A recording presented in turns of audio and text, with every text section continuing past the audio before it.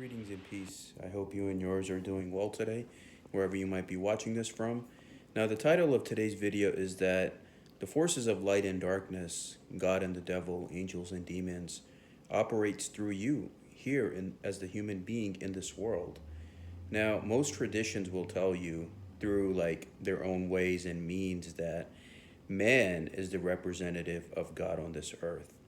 You can pray and do all of that, fine, but it's your own free will and intellect and knowing which also guides you to make your own destiny in this life. Now, us as the human being in the Sufi path, we're taught that we are the highest ranking creatures not only in this world, but the universe. That's why all of the angels were instructed to bow before Adam, because after God, man is the vicegerent or representative of God on this earth.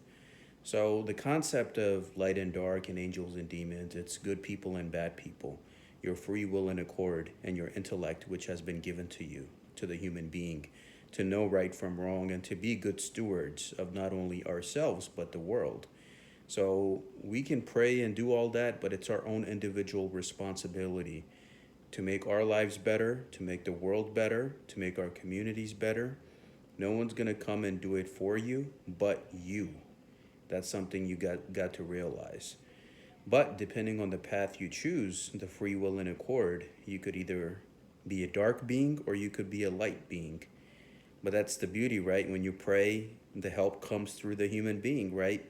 Somebody might message you or offer you something and it answers your prayer, right? Something bad happens, it's also through a human being, right? The elements that we're dealing with in this life of all of the things here and there. So yeah, this life is a test, and the ultimate wealth is what good did you do for yourself and others. Everything else, your position, your occupation, your wealth, your home, your bank account, your car, your spouse, the fancy neighborhood and house you lived in, it all goes away. The only thing you take with you is what good did you do for yourself and others. Because once you leave from this world, yeah, people might mourn you for a bit, but eventually people move on with their lives, right? But what remains is the good that you've done for yourself and humanity and others. That always immortalizes you, and that's something that you leave behind. So focus on that, Don't stress this human life too much, because our real home is the one after this simulation. But in this simulation at the moment, just try to live a good, clean, healthy life. Don't hurt anyone. Be a good person, and just know this is all temporary, and the only thing that matters is what good did you do for yourself and others. And that's the bottom line. And yeah, you can pray and do all of that. That's all good. And we've been given that intellect and that brain from God to know right from wrong. So all of those elements, angel, demon, heaven and hell, God and the devil, those are just internal stations of our mentality and being.